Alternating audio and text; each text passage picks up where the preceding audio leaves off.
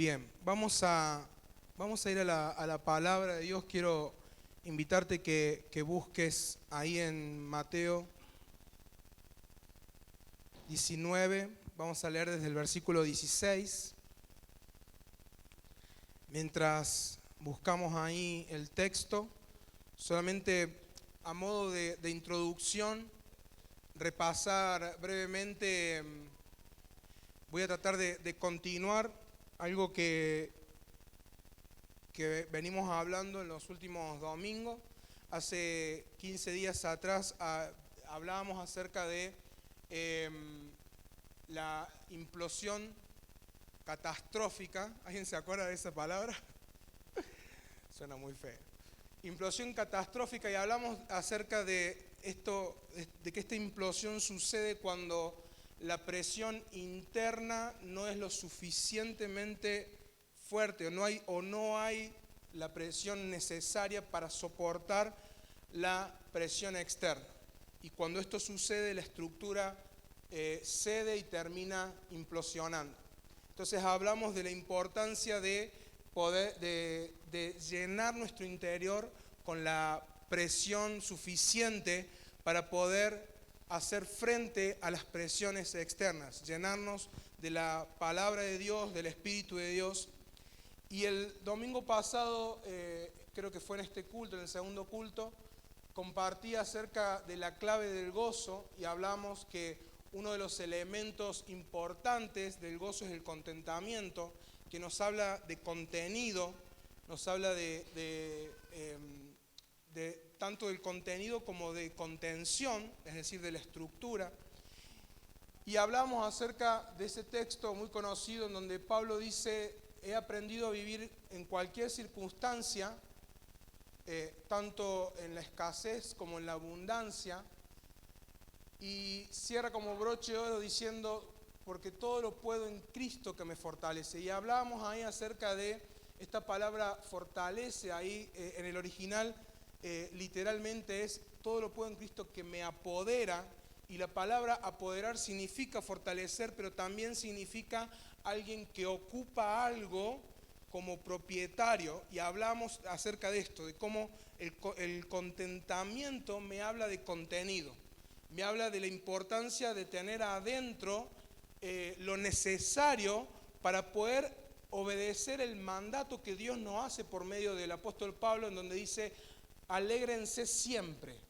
No es si quieren, es alégrense siempre, en todo momento, en toda ocasión.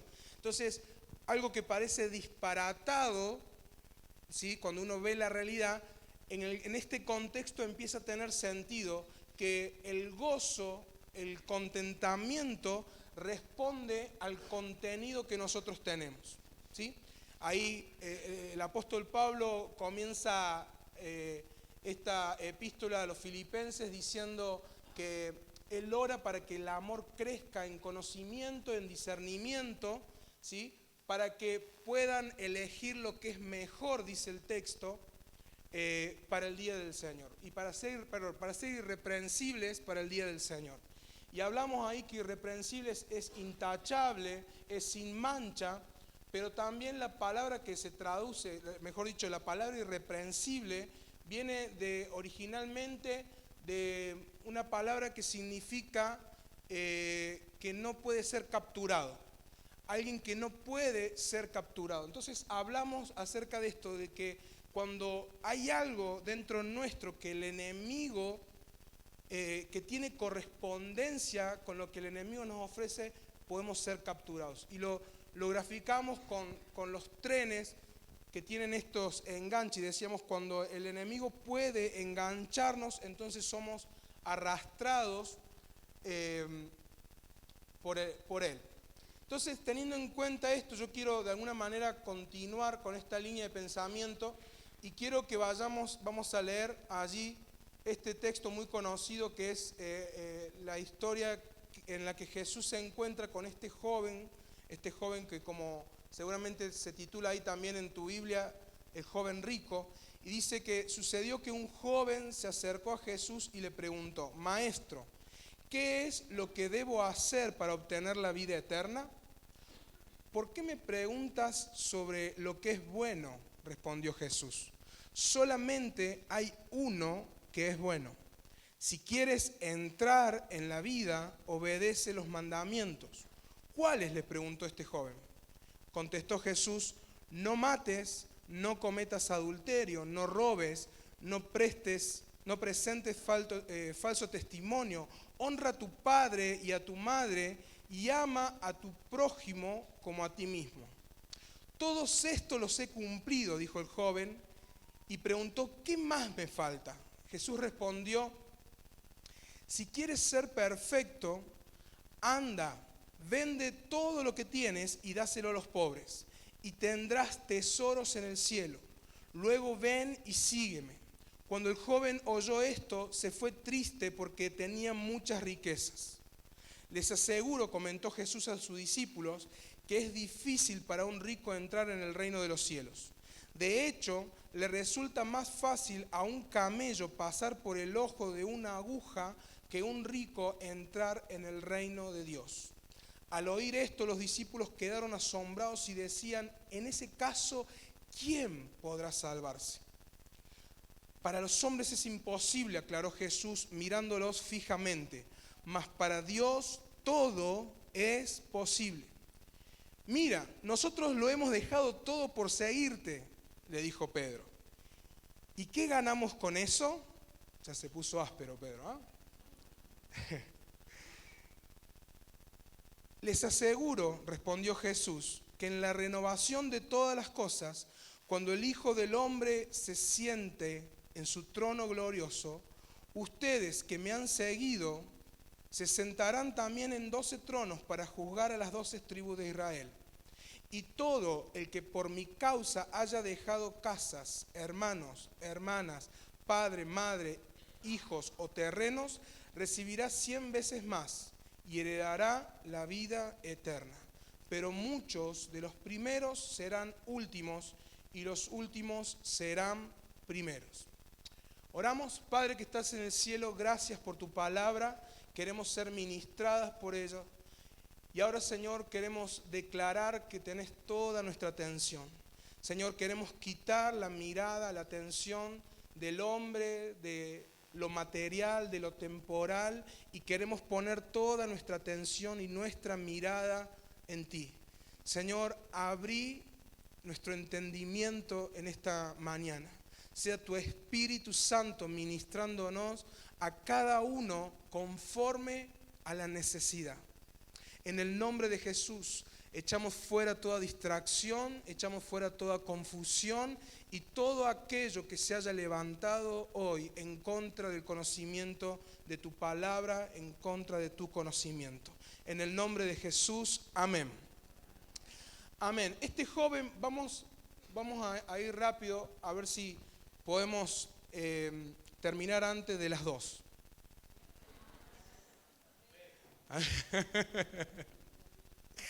Bien, si dejaste la pasta ahí vas a llegar, no te preocupes. Es interesante porque esta historia está en los 3 evangelios, en los sinópticos, Mateo, Marcos y Lucas, y cuando uno los lee en paralelo se termina de completar el cuadro, ¿no? En Marcos nos dice que era un principal, es decir, era un hombre que tenía posiblemente un cargo importante en una sinagoga. Era un líder, no era alguien que desconocía de la palabra, no era alguien que desconocía la ley, sino que era alguien conocedor. Sin embargo, la palabra de Dios me dice que este hombre venía con alguna especie de insatisfacción, venía con de alguna manera con una inquietud, había algo que no le terminaba de cuadrar o cerrar.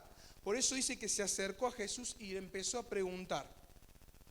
Y lo interesante, ¿por qué es interesante aclarar que era alguien con conocimiento de la ley?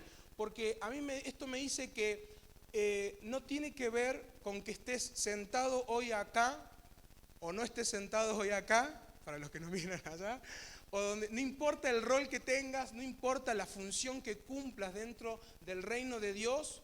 Tal vez algunos de los que hoy escuchan este mensaje puedan también tener en su interior algún tipo de insatisfacción. Tal vez haya en el interior de ellos alguna inquietud, algo que no cuadra, algo que no está resuelto. No tiene que ver con cuántos años tengas en el Evangelio, en la iglesia, podés estar atravesando y viviendo una situación similar a la de este hombre. Y este hombre viene a Jesús a preguntarle por algo que realmente lo cargaba, lo preocupaba. El problema de este hombre es que tiene un error en su perspectiva.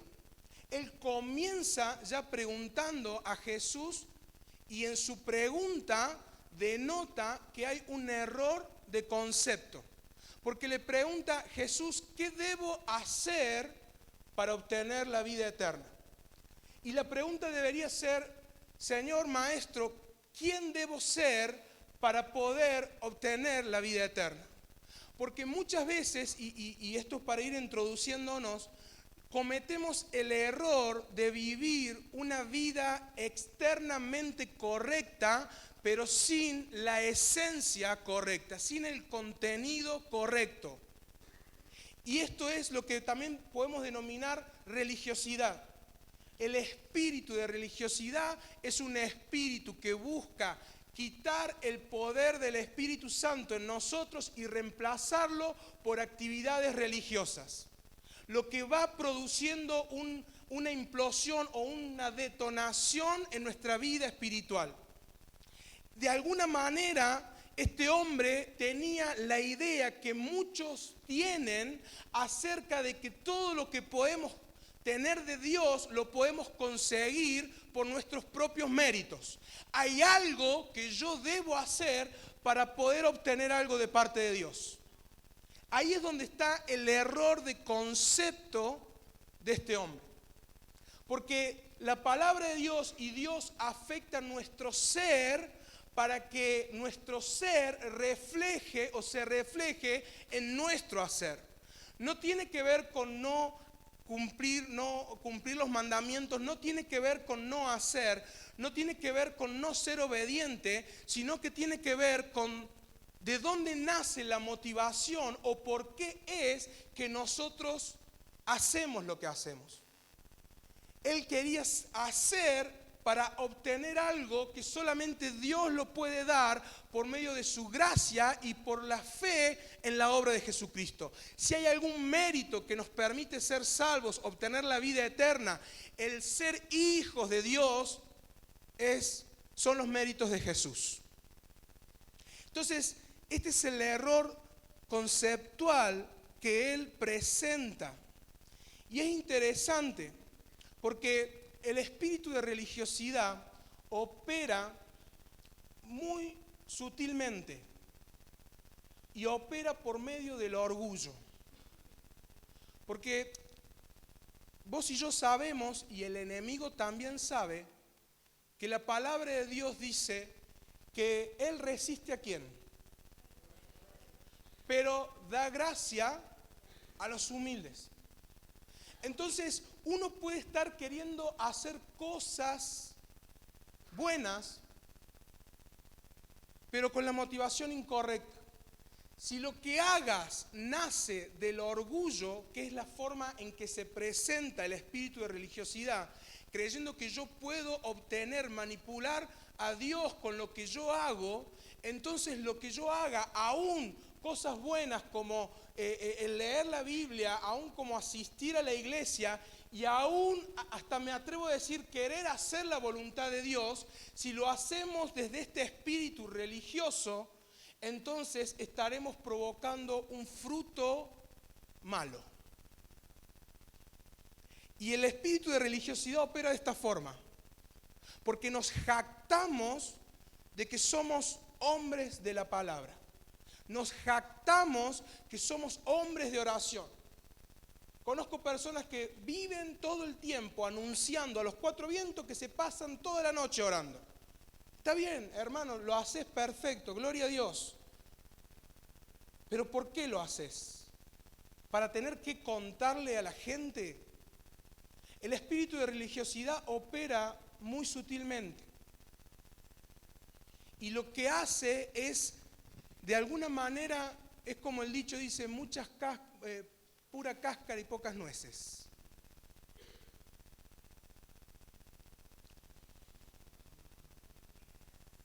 Y es interesante cómo trata Jesús con este hombre, con este joven.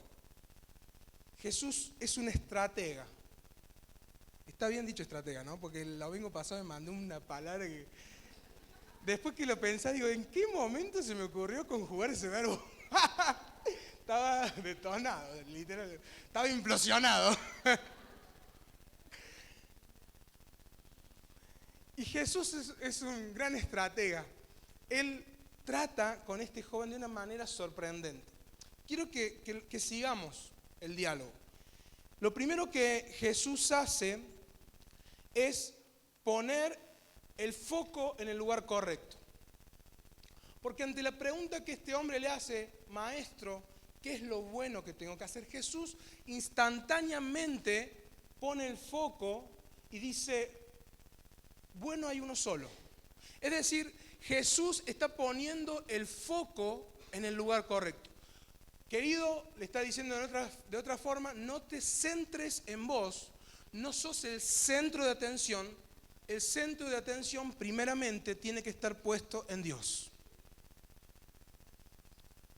Entonces, una vez que Jesús le pone a este joven en el foco correcto, lo otro que hace, que es muy interesante también, es ponerse, de alguna manera empatiza con este hombre y se pone en el lugar de este hombre, metafóricamente hablando. Se pone en el lugar, porque este hombre le pregunta, Señor, ¿qué debo hacer para obtener la vida eterna?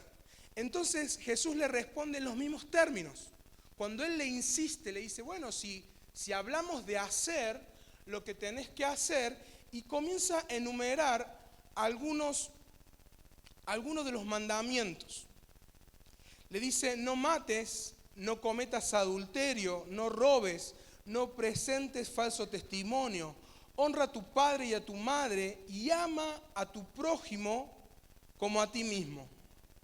Es interesante porque lo que hace Jesús es ponerse al lado de este hombre en cuanto a su perspectiva. Y él va a comenzar un proceso de enseñanza en este hombre partiendo desde el lugar donde él está. No hay mejor forma de enseñanza ni de discipulado que caminar al lado de la persona que tiene que ser discipulada. Jesús los invitó a sus discípulos a seguirlo, a caminar con él. Los discípulos vivían prácticamente 24 horas con Jesús. Ahora, es interesante porque ¿cuántos mandamientos tiene la Biblia? ¿Cuántos son los mandamientos? ¿Y cuántos mandamientos hay acá? 6, yo ya los conté, así les ahorro el trabajo. ¿Ustedes creen que Jesús no conoce? ¿Se olvidó Jesús de es como Leo que empezó a conjugar los verbos de cualquier forma? No, Jesús no desconocía los mandamientos. Jesús sabía muy bien lo que estaba diciendo. Jesús eligió qué mandamientos mencionan. Y te voy a explicar por qué. Porque Jesús va a hacer un proceso, Él quiere llevar a este hombre del lugar de donde está al lugar donde él tiene que estar. Porque cada uno de estos mandamientos que se describen acá son mandamientos que pueden ser practicados externamente sin la necesaria correspondencia en el interior. Es decir, yo puedo amar al prójimo, yo puedo presentarme al prójimo como sonreírle, darle un abrazo, un beso, un presente. De la boca para afuera puedo hacer muchas cosas, pero no significa que internamente haya una correspondencia a lo que yo hago. Cada uno de estos mandamientos son mandamientos que pueden ser expresados externamente, lo que llamaríamos hipocresía.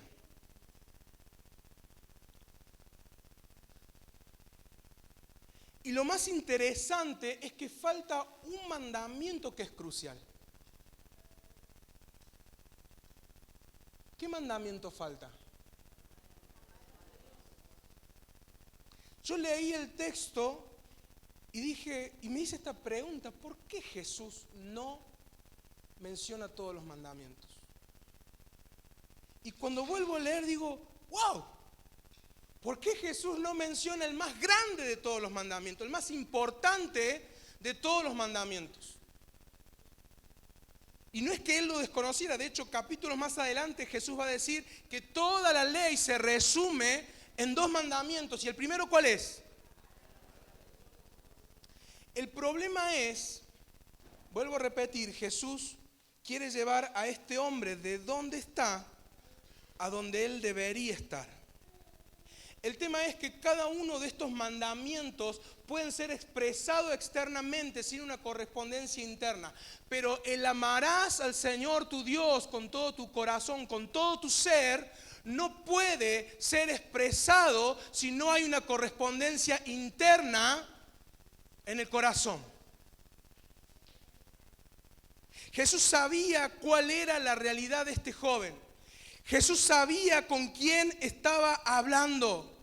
El amar al Señor con todo el corazón, con todo nuestro ser, implica tener la capacidad de dejarse transformar por Dios. Porque si no hay una correspondencia interna, no hay un verdadero amor a Dios. Yo puedo estar cantando las canciones acá todos los domingos, puedo decir que amo a Dios, pero no necesariamente voy a estar cumpliendo ese mandamiento. Y yo quiero decirte que lo que nosotros somos, nuestra esencia nos define. Lo que le estaba definiendo a este hombre era su esencia. Lo que había adentro de este hombre no le permitía cumplir con el más grande y el más importante de los mandamientos.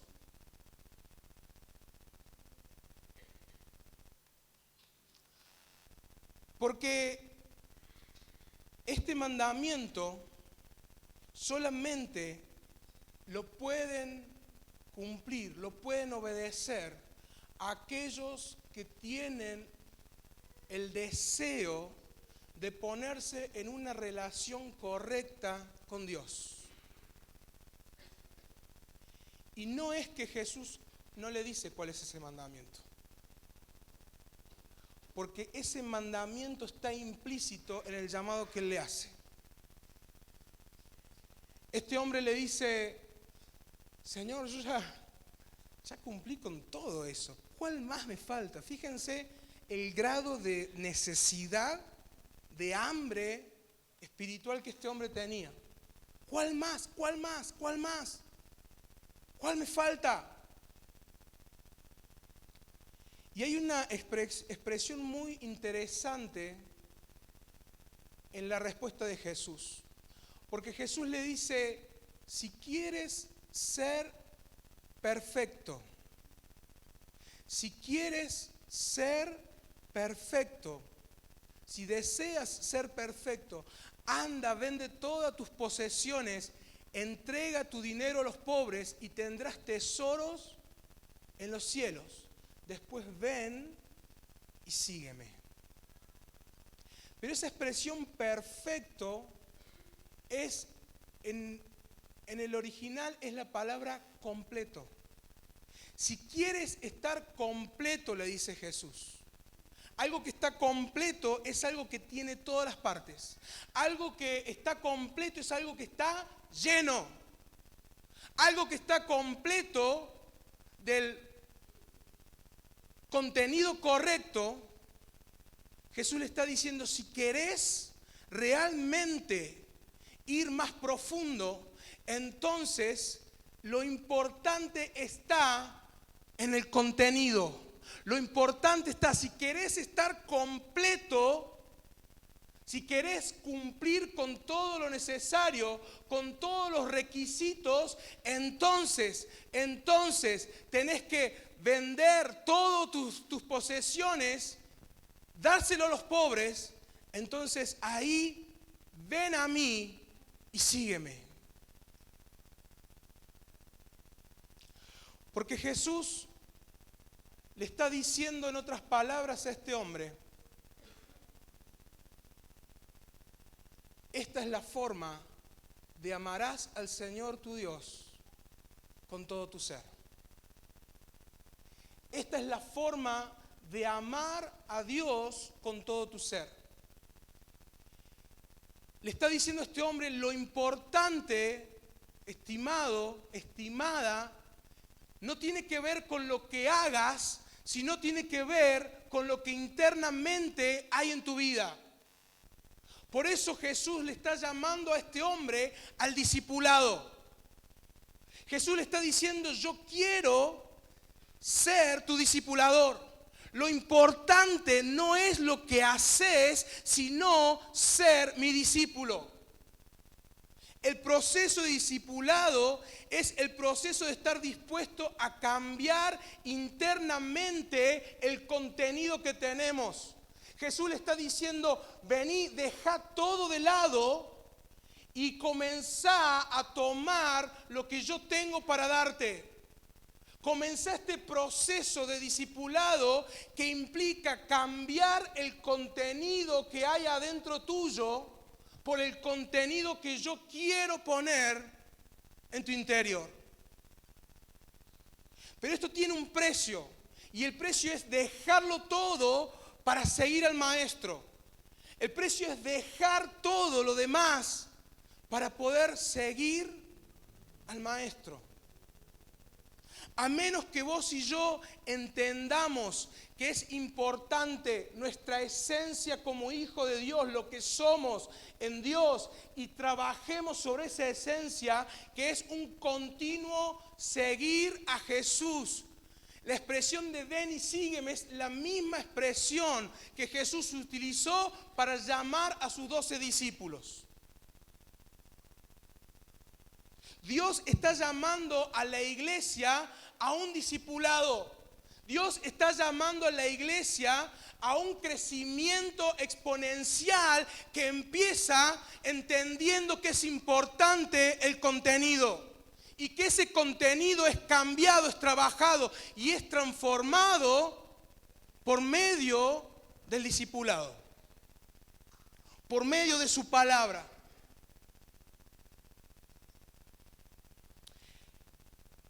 Y es muy interesante porque este hombre escucha este llamado de Jesús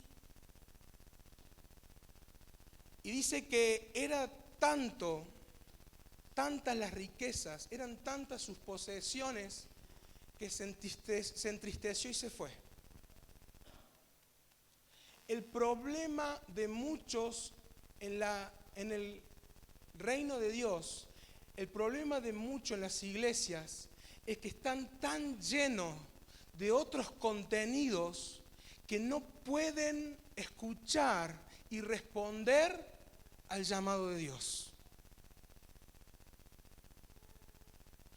Estamos tan llenos de un montón de otras cosas que el mundo nos ofrece. Estamos atrás de tantas cosas. Yo decía, creo que el domingo pasado, hay mucha gente que está preocupada, que vive en estado de pánico, que vive atemorizada, que no puede dormir por las noches, y no estamos hablando de gente que no conoce a Cristo.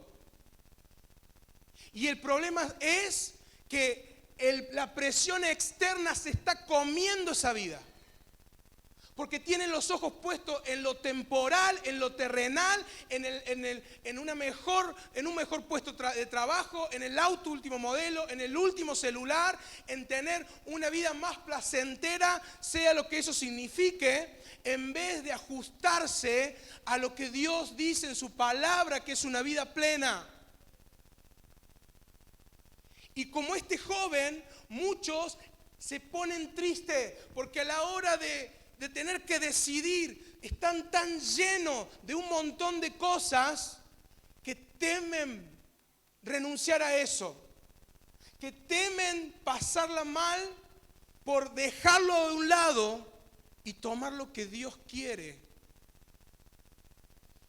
que tomemos. Jesús le está ofreciendo a este joven un cambio de perspectiva.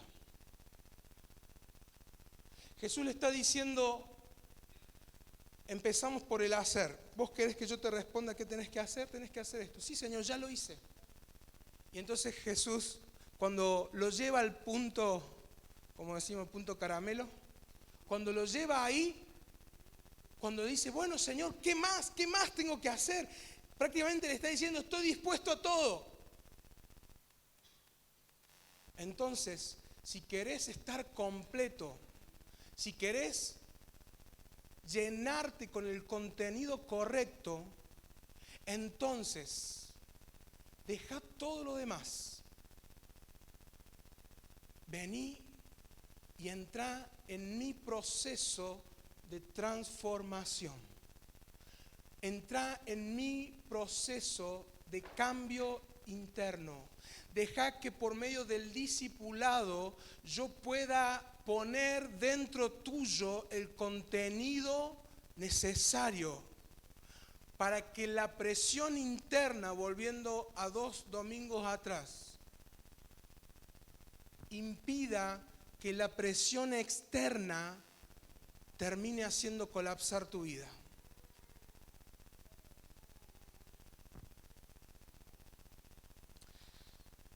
Jesús le está ofreciendo un cambio de perspectiva, un cambio de esencia, un cambio de contenido.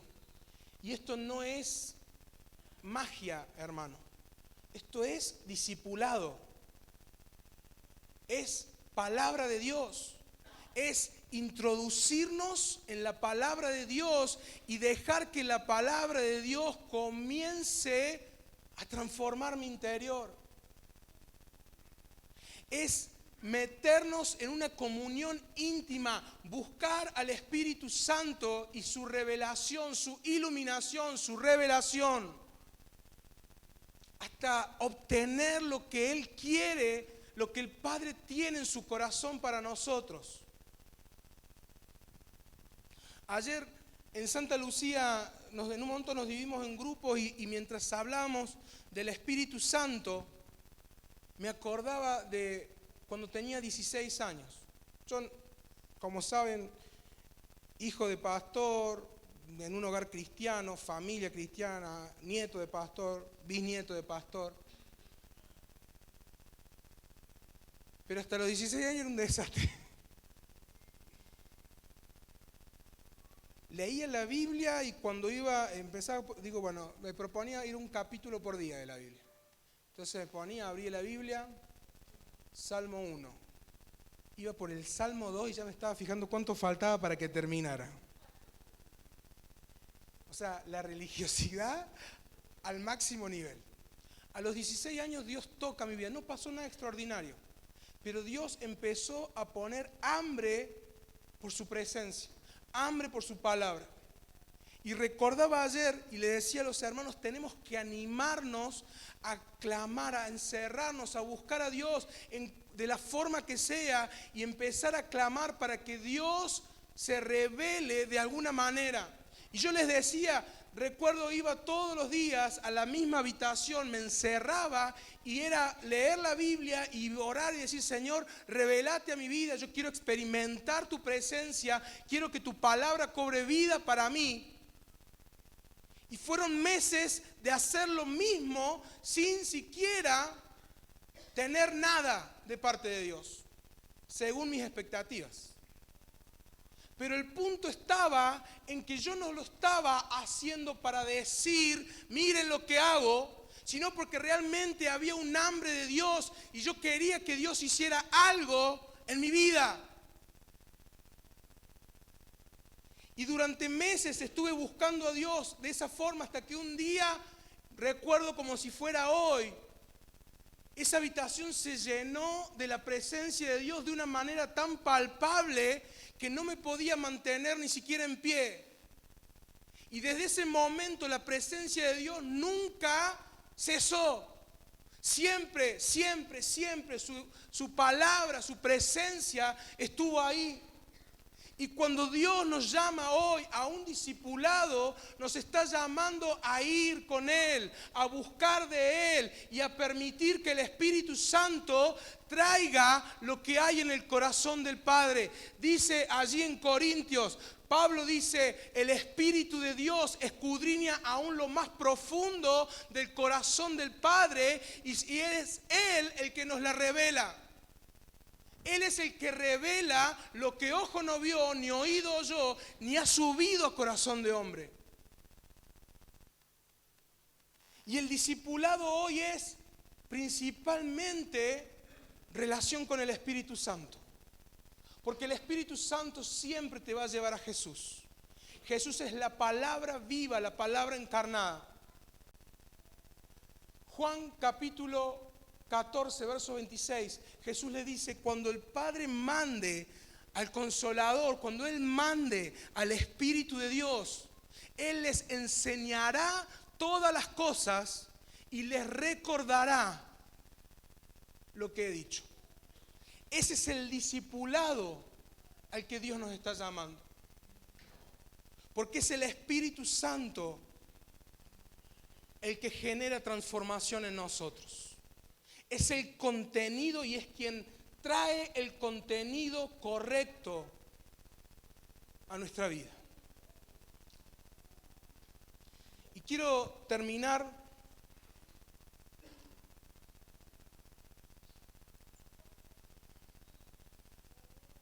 con algo que creo que ayer, mientras leí este pasaje, en un momento, no recuerdo cómo fue que empecé a cantar esta canción que dice, atrae mi corazón, dice, atrae mi corazón, Jesús, me muero de amor por ti. ¿La conocen? Y yo leí este pasaje y de repente me hice una pregunta. Y preguntaba, ¿por qué el joven no se sintió atraído por Jesús? ¿Qué es lo que pasaba en la vida de este joven que teniendo a nada más ni nada menos que a Dios encarnado delante de él, no se sintió atraído por las palabras, por el llamado del Maestro? Y podríamos enumerar un montón de respuestas. La más lógica es la que la misma palabra nos da. Pero más allá de intentar responder esta pregunta, yo quiero que vos puedas hacerte esta pregunta. Porque yo me empecé a preguntar, Señor, ¿qué hay en mí? ¿Cuál es el contenido en mí que me impide ser atraído por vos? ¿Qué hay dentro mío? La nutricionista me dijo una vez, vas a cambiar algunas cosas, vas a dejar de desayunar. Yo hace mucho que no desayuno con harinas. Mi esposa me gasta porque dice que me hago el yankee, pero tomo un café con un omelette, con un huevo y queso, sin jamón. Pero tiene una lógica. La nutricionista me dijo, vas a hacer esto porque si vos comes harina, es muy sabrosa, es muy tentadora la harina, pero en el poco tiempo vas a volver a tener hambre. Vas a estar relleno. Es más, me dice, cuando vayas a algún lugar a comer y te sirvan, empezá por la proteína animal, que te va a dar mejor nutriente y te va a permitir extender tu saciedad. Y el problema es que a veces no estamos atraídos a Dios porque estamos llenos de un montón de cosas que son muy buenas tal vez, que son atractivas, pero que en el poco tiempo nos damos cuenta que en realidad nos satisfacen.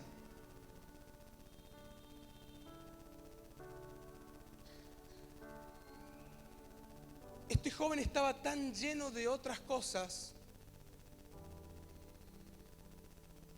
que aún teniendo al Señor de señores, al Rey de reyes delante, diciéndole, vení, seguime, lo que tal vez muchos hubiesen querido vivir, experimentar en ese momento, este hombre no pudo reconocer lo importante. Su corazón no fue atraído por Jesús. Y la pregunta que yo quiero dejarte y quiero que te hagas en esta mañana es: ¿qué es que hay en tu vida que te ha llenado y que te impide tener el hambre correcto para ser atraído por Jesús?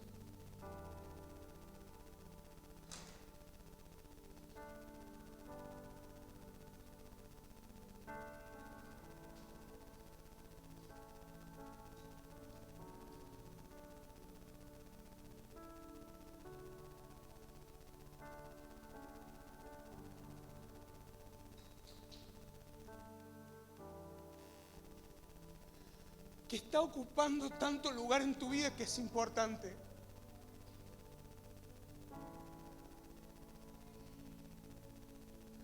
Pablo le dice a los corintios: vemos la gloria de Dios como en un espejo y somos transformados a su imagen. Nos transformamos en lo que vemos, nos convertimos en lo que vemos. Eso le está diciendo Pablo. ¿Qué es lo que impide ver a Jesús? ¿Qué es lo que te impide ver a Jesús?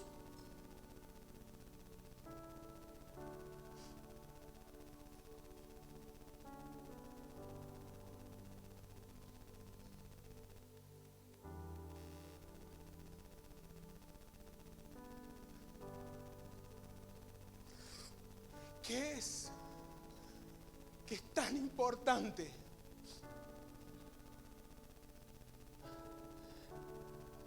que en vez de responder a un llamado del Dios eterno, seguimos jugando a la religión?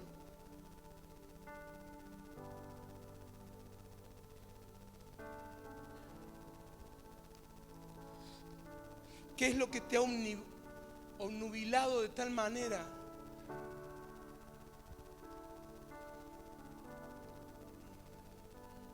Yo quiero invitarte a que te pongas de pie.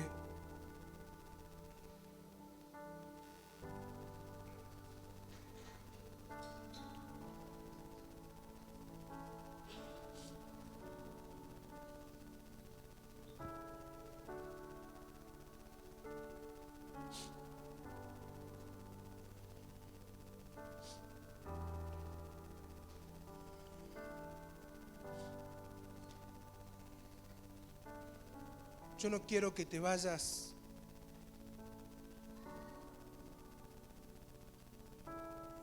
con una idea de que Dios ha traído en esta mañana una palabra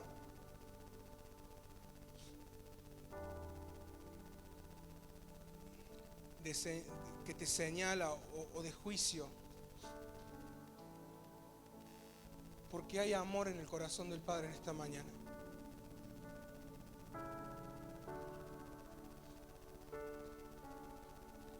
Yo sé que muchos están atravesando por tiempos de nubarrón. Eso les compartía en el primer culto, y yo sé que eso aplica también acá. Les decía, estábamos en el avión yendo a Buenos Aires, y en un momento el pastor que estaba al lado mío y del lado de la ventana me dice: mira, se puso todo blanco, y veíamos las nubes, estábamos en medio de la nube.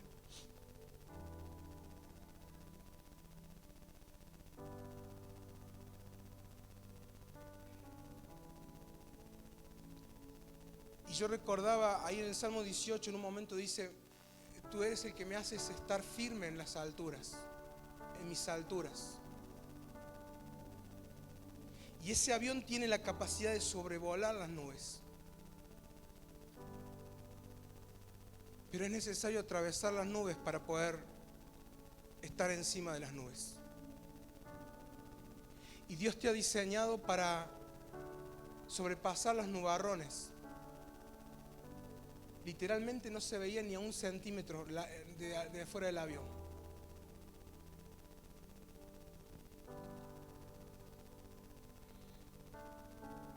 Y yo quiero unir esto con esta palabra porque Dios está en medio también de tu tiempo de nube. Él te va a llevar. En un momento pasamos las nubes y esas mismas nubes ya se veían como un tendido de algodón blanco. Y en aquel rincón el sol en todo su esplendor, un paisaje hermoso, una vista hermosa. Pero el avión tiene que pasar y sobrevoló en medio de la nube por un tiempo, aunque no se veía nada. Y le dije al pastor, recuerdo que Billy Graham en una oportunidad comentó una historia similar. Y decía que una mujer, una piloto, se encontraba en esa situación, una historia real, y se comunicó con la torre de control y le dijo, yo no puedo ver nada, no puedo ver, no sé a dónde me dirijo. Y de la torre de control le dijeron, tranquila, nosotros vemos dónde estás y te vamos a guiar al aeropuerto.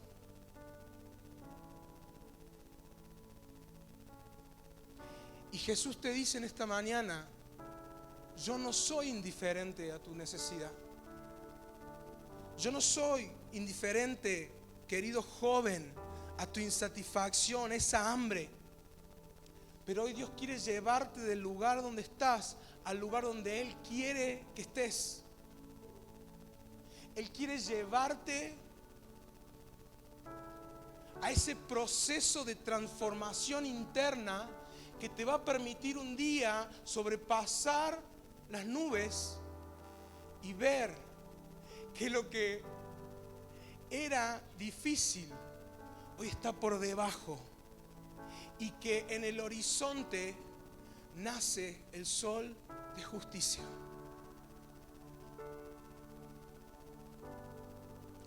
¿Qué es